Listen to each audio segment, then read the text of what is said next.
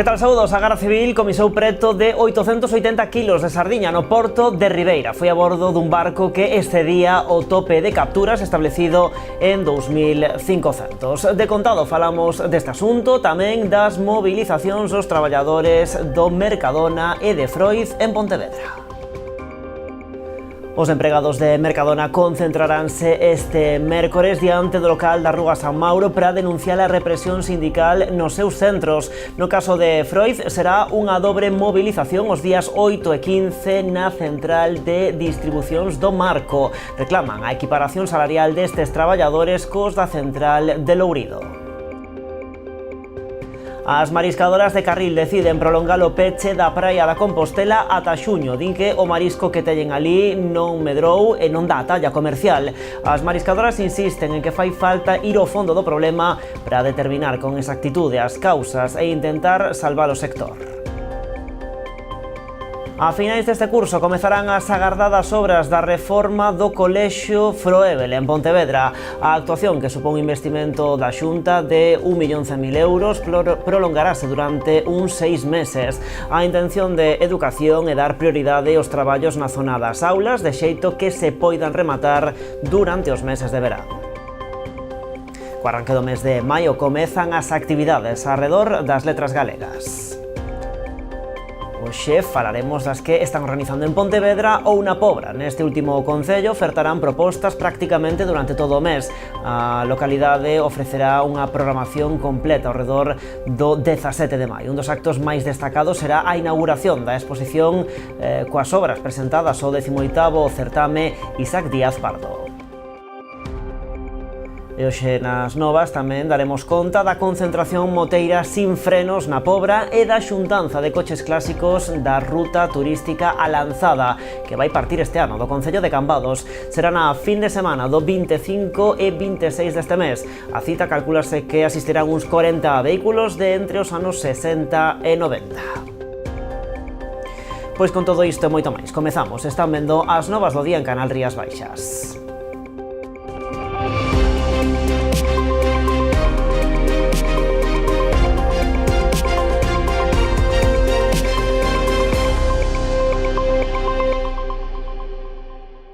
E como víamos en portada, comisados preto de 800 kilos de sardiña no porto de Ribeira, un barco que excedía o límite máximo de capturas permitido. O operativo foi levado a cabo polo Servizo Marítimo da Garda Civil tras constatar nun control das capturas a bordo que o barco traía maior cantidade de peixe que o regulado, que se sitúa nos 2.500 kilos.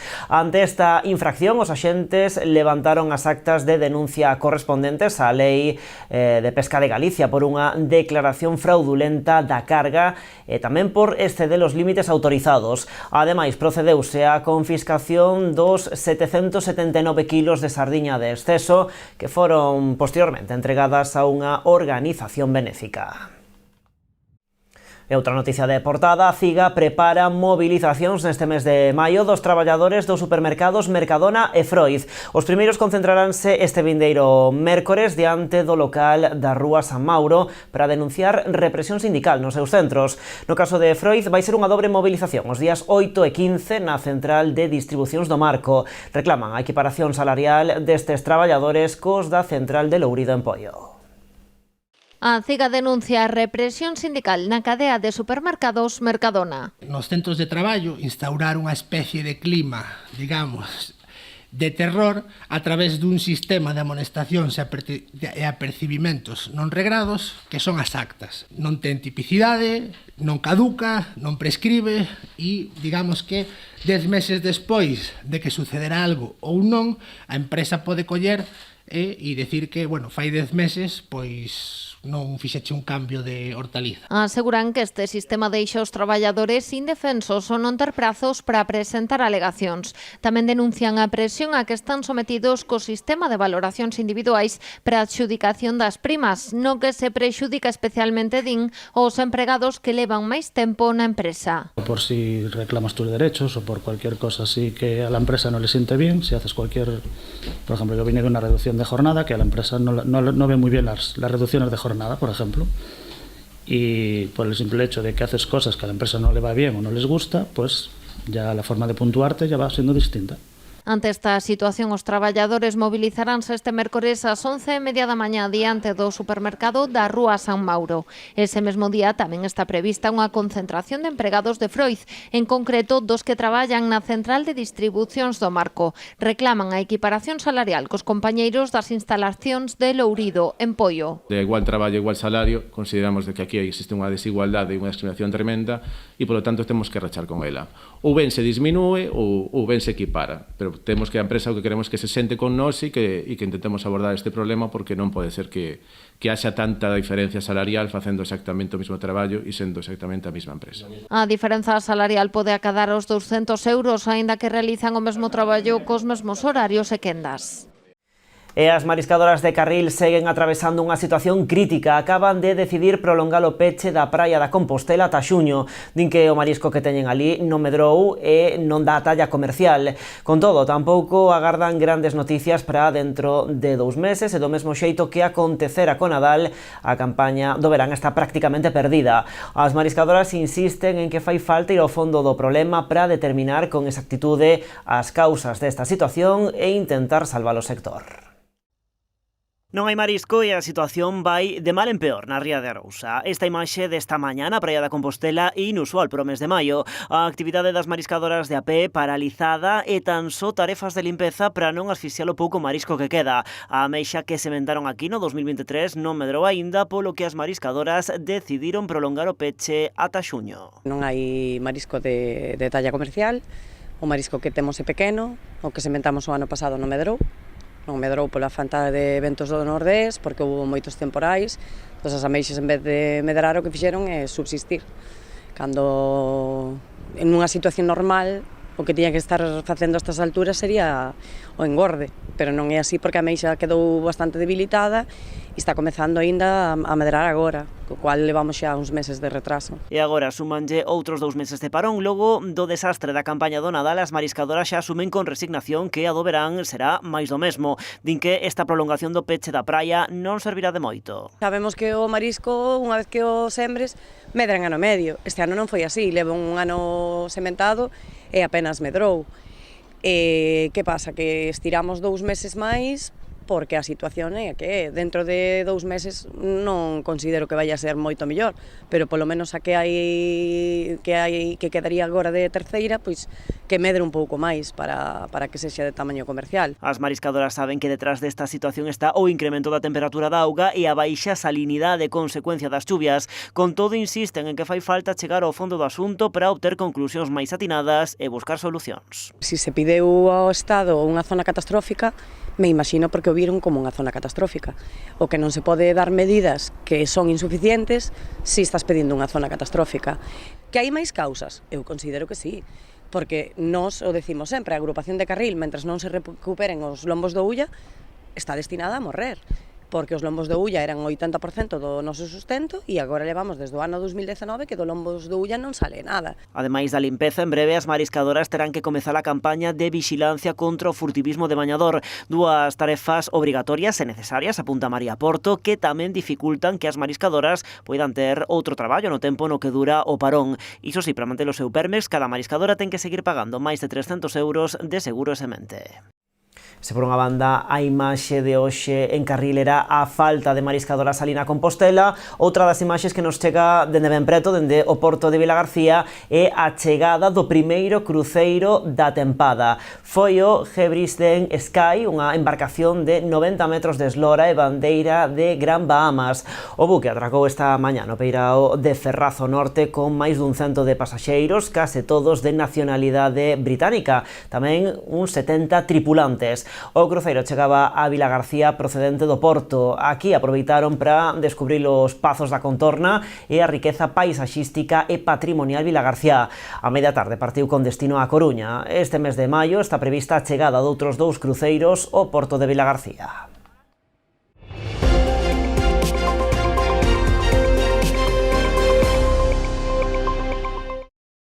A delegada territorial da Xunta na Coruña, Belén do Campo, realizou esta mañá unha visita institucional ao Concello de Lousame para manter un encontro de traballo coa súa alcaldesa, con Teresa Villaverde. Durante a visita, a nova delegada territorial destacou os investimentos feitos pola Xunta neste municipio no último ano, que ascenderon a preto d'1 millón de euros.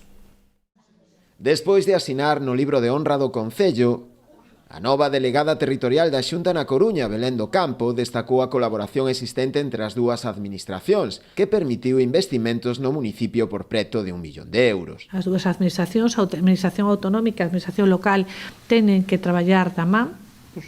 Os recursos son necesarios, a prova diso, o ano pasado, a casi un preto de 1 millón de euros, foron as investimentos que fixo a Xunta de Galicia neste Concello, e sobre todo por recordar unha actuación das máis importantes, que foron 600.000 euros, foron no CPI de Cernadas. A delegada repasou tamén coa rexedora as actuacións pendentes. Así analizaron tamén o proxecto froito dun convenio con Augas de Galicia para a mellora do saneamento en 5 núcleos do municipio, como é o caso da Devesa, a Silva, Berrimes, as Quintáns, a Costa e tamén Cruído. Pero tamén hai outras actuacións que son frutos de convenio. Un convenio que xa teñe comprometido a alcaldesa de Lousame a través de Augas de Galicia para, creo que son en 5 lugares de poboación deste Concello de Lousame para o tema da depuración. Importante o investimento que vai a ser de case, pasado 1 millón de euros. Na reunión tamén abordaron diferentes liñas de axuda que pon en marcha a Xunta, as que poderá presentarse o Concello lousamiá, como veu facendo nestes anos, e que posibilitará a realización de outras pequenas actuacións de gran valor para o municipio, de cara a mellorar a calidade de vida dos seus veciños.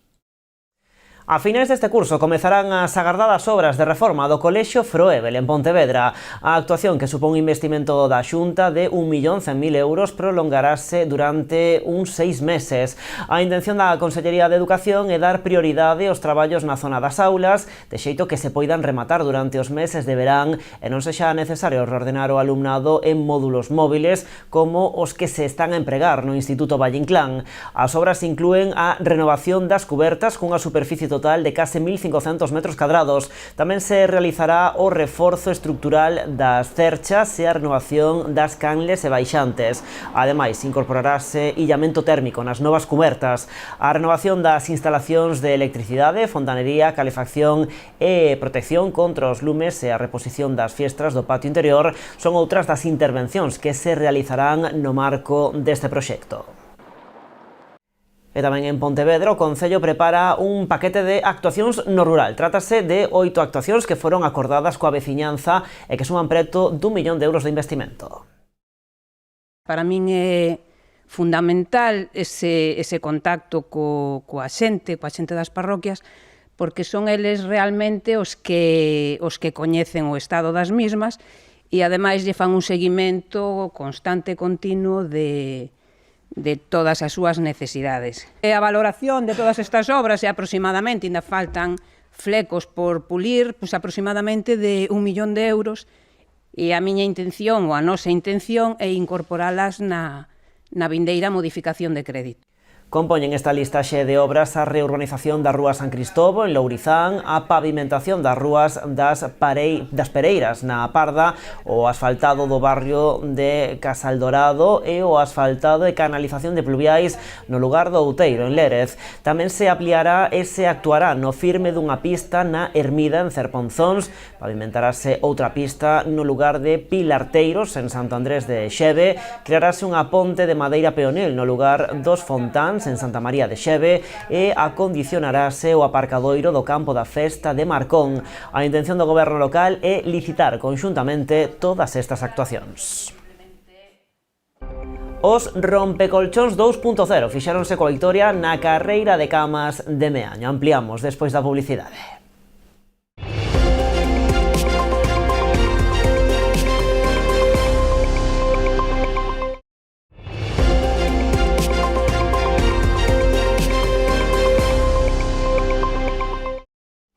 Aquí estamos, nas novas, en Canal Rías Baixas. Unha emprendedora de Pontevedra está detrás de Lumen, un proxecto que busca levar a enerxía solar a zonas consideradas na actualidade de exclusión.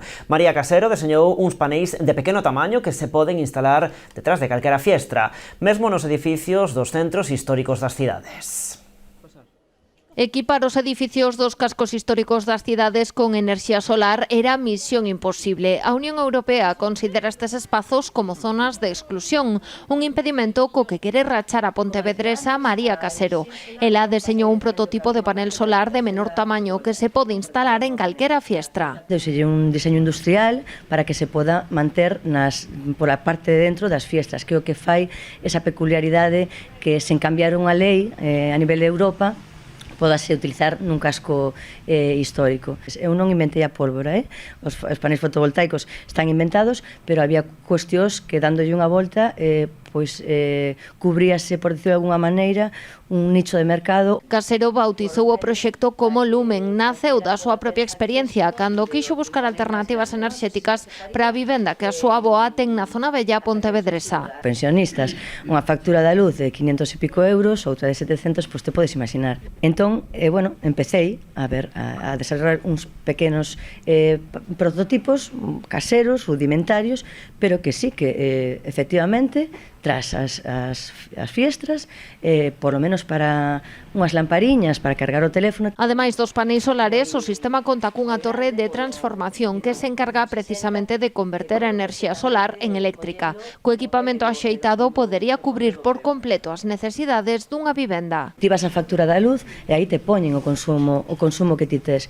Entón, en base ao consumo e dependendo da independencia enerxética que queras, a lo mejor hai xente que di, pois mira, eu quero a nevera, a cociña, a vitro e as luces. O seu funcionamento está garantido mesmo nos días nubrados. Casero asegura que os paneis captan a enerxía suficiente para abastecer a batería. Funcionan con baixa radiación.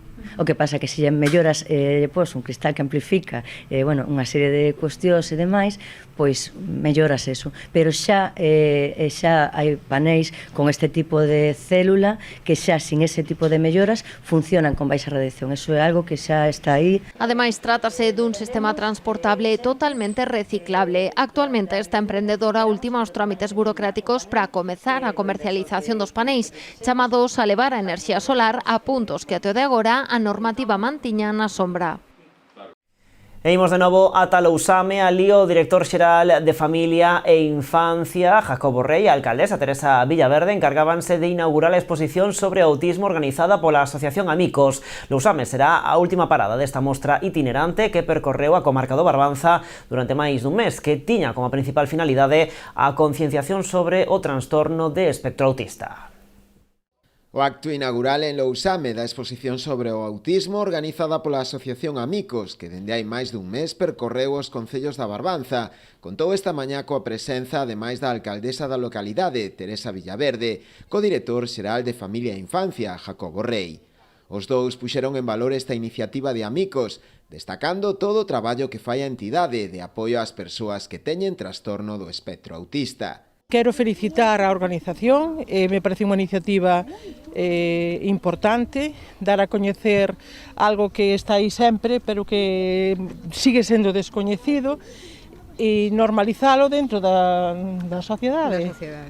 Todos temos as nosas particularidades e, o autismo tamén ten as súas particularidades, pero nada diferente a outros. Esta iniciativa tan importante sobre a necesidade de seguir fomentando a concienciación e o coñecemento sobre o autismo, que é unha condición na que estamos falando de aproximadamente 1% da poboación e que eu creo que se ten avanzado moito nos últimos anos, na medida en que cada vez máis se coñece e se normaliza, favorecendo a inclusión de todas as persoas, que é un deber da sociedade. A vicepresidenta de Amicos, Digna Iglesias, agradeceu a colaboración prestada polos concellos, que fixeron posible que esta exposición fora adiante, como tamén os colexios da comarca, por participar nesta iniciativa de sensibilización que axuda a coñecer e normalizar o TEA. Empezamos o día 2 e fomos facendo un tour por todos os concellos da comarca, con todos os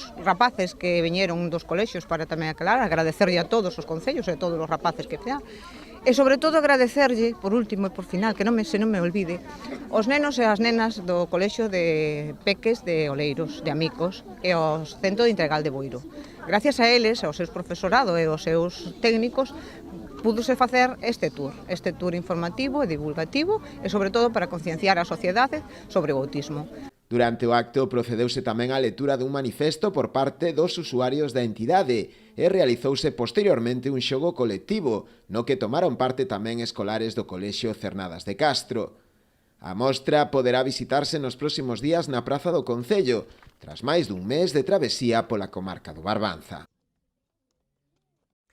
E máis asuntos, imos con algunhas das actividades das letras galegas. Comezamos na Pobra, que ofertará durante todo este mes de maio unha ampla programación cultural ao redor da nosa literatura. Dende o Concello quixeron implicar o tecido asociativo nas diferentes actividades, así como os centros educativos.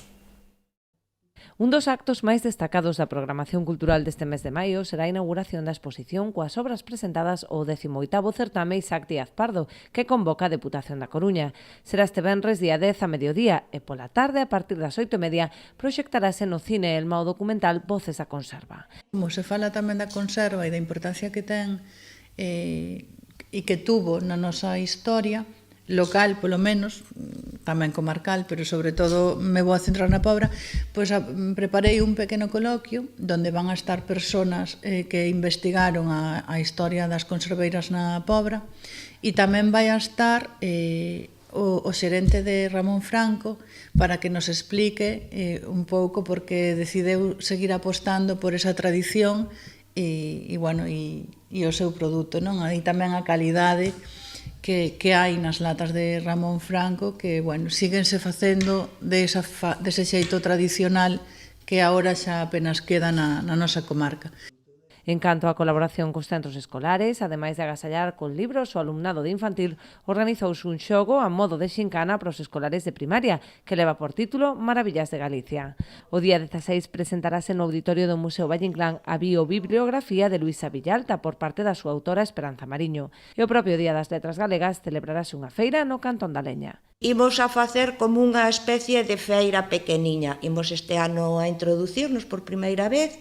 Imos a ter diferente, música tradicional e bailes tradicionais, imos a ter postos de restauración, algún postiño de artesanía, e aquí é onde temos a colaboración das diferentes asociacións culturais que hai aquí no Concello. A feira vai a estar desde as 12 do mediodía hasta as 3 da tarde. Vai a instalarse tamén unha polbeira para que todos aqueles que queiran ese día xa comer e pasar o día ali, xa tamén o teñen resolto. O sábado 18 os máis pequenos gozarán de xogos populares no Parque do Castelo, mentres que o domingo 26 de maio o Bradomín Teatro representará a obra Unha residencia con moita marcha no Cine Elma. A programación chegará a súa fin o 30 de maio coa presentación do libro Fora de xogo de José Luis Baño, gañador do Premio de Literatura Infantil Carlos Mosteiro. E Pontevedra volverá a facer de maio o mes da lingua. O Concello desenvolverá toda unha serie de actividades ao redor do Día das Letras Galegas. Haberá concertos, espectáculos, certames orais ou presentacións culturais. Non faltarán tampouco nesta programación clásicos como a final do Benveñas Maio, o sábado día 11, o Correlingua o día 27 ou a Festa da Lingua que se celebrará os días 17 e 18. Que é unha programación moi colectiva, feita con 8 entidades de Pontevedra, ou con 8 entidades que traballan en Pontevedra a prol da lingua, e ademais gustaríame destacar que todas fan un esforzo moi importante para que esta programación poida poñerse en pé, e todas fanno por amor ao galego e por conseguir o obxectivo que todas e todos temos neste caso, de que o galego sexa unha lingua normal en Galiza e que se pode utilizar en calquera tipo de ámbitos.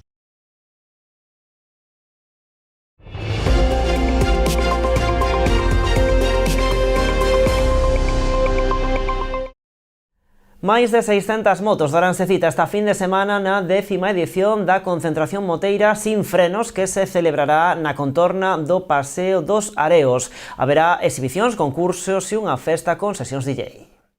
A concentración moteira Sin Frenos estrea en Prazamento este ano, na que será a súa 10ª edición, trasládase dende Cabío, onde adoitaba celebrarse, ata o Paseo dos Areos. Parte de que incita que a veciñanza veña e se interese un pouco por esta disciplina deportiva, pois tamén estamos falando dun evento pois que non só ten incidencia a nivel deportivo, sino tamén social e económico. O evento este ano trasládase aquí aos Areos, porque, bueno, se quere, digamos, facer como un stun, dando un pouquiño máis de cousas, de espectáculo, por decirlo de alguna maneira, respecto de outros anos. Depois explicará Sonia máis polo miúdo. Dará comezo o sábado a partir das 4 da tarde coa confirmación de inscricións e unha ruta ata o Campiño. A continuación, xa de volta na Pobra, terá lugar a primeira sesión da exhibición Cajó Stunt Rider e os diferentes xogos e concursos. Tras a cea no Centro Sociocomunitario continuarán as exhibicións e posterior festa con sesión DJ. Luego, después tendremos los juegos motolenta, prueba de sonido y ahí tendremos premios, un trofeo al que gane. Y luego también 3 consumiciones para cada uno, para que les disfruten por la noche. Tendremos la cena. Luego volveremos a tener el stun para la gente que no pudiera por la tarde verlo, por la noche. Después del stun tendremos la fiesta con DJ Matrix y Tito Maverick, hasta las 5 de la mañana. Na xornada do domingo desenvolverase unha ruta moteira polos concellos de Boiro, Noia e Porto do Son, que rematará cun xatar de confraternidade e a entrega de agasallos e trofeos. Dende o Motoclub Sin Frenos quixeron agradecer a colaboración do Concello da Pobra e dos patrocinadores que fixeron posible manter esta cita no calendario durante toda unha década. E os coches clásicos toman Cambados. O concello será o punto de inicio da 16ª ruta turística A Lanzada que organiza o Club de Amigos dos Vehículos Antigos. Será na fin de semana do 25 e 26 deste mes de maio. Na primeira das xornadas, o sábado, os coches concentraránse no aparcadoiro situado carón da Praza de Abastos de Cambados. De aí partirán contra as 7:30 para percorrer a vila e os concellos de Meaño e Sanxenxo, rematando a xornada nesta vila, onde organizará unha cea nun hotel da Lanzada. O domingo partirán dese punto ás 10 da mañá para dirixirse á adega Torres Penales de Meaño. Ali servirán un aperitivo e ofrecerase unha degustación de viño. O encontro rematará de novo na Lanzada, onde se ofrecerá un xantar de confraternidade. A cita calculase que asistirán uns 40 vehículos de entre os anos 60 e 90. O prazo para inscribirse remata o vindeiro 21 deste mes. Dende a organización salientan o interese que espertan este tipo de coches non só entre os maiores, senón que tamén entre a rapazada. Son vehículos que están prácticamente moi cuidados, impecables, son coches que non se ven todos os días ese tipo de coches e que a xente, sobre todo a xente maior, lle encantan esos coches. Despois hai os críos, os nenos pequenos, que estos, recordalle máis pois o popular SEA 600, que tamén vendrán, por supuesto, SEA 850, o 127, todo este tipo de coches así, pois son os que un pouquiño, chaman a atención a xente máis xoven, vamos. Agradecerlles que pensaran en nós, que pensaran en Cambados para facer esta concentración de vehículos antigos, e prestarles toda a nosa colaboración para que se poida levar a cabo da forma máis satisfactoria para todos e que poidan pasar unha tarde moi agradable aquí en Cambados e que os veciños e veciñas de Cambados pois a súa vez poidan ir a ver, admirar e ver como funcionan todos e en que perfecto estado de conservación están todos estes vehículos que moitos deles son joias sobre rodas. Falamos de motos, falamos de coches clásicos e agora falamos de camas sobre rodas. Os rompecolchóns 2.0 fixéronse coa victoria na carreira de camas de Meaño. Nesta cita, que se celebrou este pasado domingo no marco das festas da Inmaculada, competiron 4 parellas. O bo tempo, sen dúbida, axudou a que fosen moitos os veciños e curiosos que non quixeron perder esta carreira recuperada o ano pasado. Había 15 anos que esta competición non se celebraba. ademais dos rompecolchóns que xa quedaran segundos o ano pasado. Nesta edición participaron os trincapeitos que se fixeran co primeiro posto no 2023. Tamén competiu o Falcon de Pinocho e a Xavineta.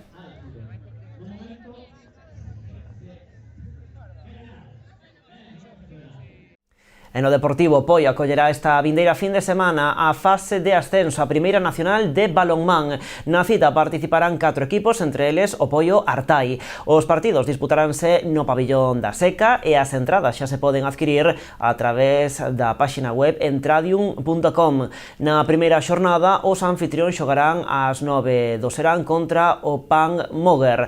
O sábado, o Poio Artai e o BM Ciudad de Villafranca enfrontaránse ás 7 da tarde. O domingo, os locais enfrontaránse ás 12:30 do mediodía a Unión Financiera B. Esta mañá, na presentación desta fase de ascenso, fíxose un chamamento á veciñanza a asistir á Seca, onde ademais haberá diferentes actividades paralelas organizadas polo club anfitrión. A primeira xornada xogarase o venres, que comezará co partido de Unión Financiera B e o balonmán Cidade de Villafranca ás 7 da tarde. E nós, o anfitrión, xogaremos ás 9 contra o Pan Moer. O sábado a xornada celebrarase ás 5 da tarde, vale, cos partidos de Unión Financiera B e o Pan Moer, e nós xogamos ás 7 contra o balonmán Cidade de Villafranca. E o domingo, día 12, a xornada será pola mañán, cun primeiro partido ás 10:30, que o xogarán o Pan Moer e o Cidade de Villafranca, e ás 12:30 xogaremos o balonmán Poio Artai contra a Unión Financiera B. O Poio Artai é un dos clubes históricos do balonmán galego, un clube polo que pasaron moitísimos xogadores que chegaron a élite, e por iso esta fase de ascenso é moi importante, non, para que recuperen ese espazo que tiveron no pasado. Deparanos unha fin de semana de moitísimo balonmán, ademais con moitísimas actividades paralelas propostas polo clube organizador, e, bueno, confiamos plenamente no ascenso do equipo local. E por segundo ano consecutivo, Noia será a sede da final da Copa Galicia Masculina de Fútbol Sala. O encontro terá lugar o venres día 17 e enfrontará o conxunto local, o Noia Portus Apóstoli, co Parrulo de Ferrol. O pabillón Agustín Mourís será sede por segundo ano consecutivo da final da Copa Galicia Masculina de Fútbol Sala. A cita que chega este ano a súa 32ª edición foi presentada esta mañá. Terá lugar o venres 17 de maio, coincidindo coa xornada festiva do Día das Letras Galegas, ás 12:30 da mañá. O máis importante é que disfruten Noia, que o fútbol sala estexa moi ben representado no Agustín Mourís, e sobre todo con un cheo como penso que vai ser no Agustín Mourís, e penso que o Día do Fútbol Sala Galego, a festa do Fútbol Sala Galego, tamén con actividades paralelas que se van a celebrar, entón estamos falando dun 17 de maio, histórico, un ano máis, porque a Copa Galicia é a nosa Copa, a Copa do Fútbol Sala Galego e a Copa dos clubes galegos. O conxunto anfitrión, o Noia Portus Apóstoli, buscará repetir título. O seu rival na final será o Parrulo Ferrol. Pues lógicamente ilusionados, ¿no? También sabemos que es otro de nuestros objetivos. En una final, al final, pues valga la redundancia, no hay divisiones, no hay categorías, no hay nada, ¿no? Es un partido. Sabemos del potencial que tiene Parrulo y sabemos que va a ser muy complicado, ¿no? Pero bueno, intentaremos dar todo, lo daremos todo y para mantener ese título como conseguimos el año pasado. La final, pues nosotros venimos un poquito como víctimas, ellos son de primera división, va a ser muy complicado para nosotros, pero nosotros llevamos un tiempo ya preparando esa final, entonces nada, nuestra intención es llevarlos al límite, competir al máximo nivel y llevar un partido muy igualado para que no se decante pronto y poder jugar nuestras bazas. Dende o Concello destacaron o feito de poder acoller un ano máis este evento deportivo do máximo nivel competitivo. O día 17 de maio pois vai a ser outro motivo de celebración, a posibilidade de ver disputar tanto o Noia como o Parrulo Ferrol esta final co máximo ambiente e con unha rivalidade que ven acreditada dende fai tempo, dous equipos que deberían estar militando sen dúbida nesa primeira categoría nacional. Ese mesmo día disputaránse tamén no pabillón noiés as finais femininas da Liga Galega Benxamín e da Liga Galega Xuvenil. E saiban tamén que o Concello de Boiro destina máis de 70.000 euros a subvencións para deportistas federados e entidades deportivas. A convocatoria xa está publicada na páxina web municipal e poden presentarse solicitudes nun prazo de 10 días hábiles. O Concello de Boiro vende publicar a convocatoria de dúas liñas de subvencións, unha para deportistas federados e outra para clubs e entidades. Ascenden entre as dúas a preto de 73.000 euros. 9.450 euros que son para os deportistas que antes comentaba, para os deportistas federados, e irían 63.050 para os clubes do noso Concello. Isto demostra unha vez máis que o Concello de Boiro aposta firmemente por o deporte no noso municipio. Cada vez estamos incrementando esas axudas.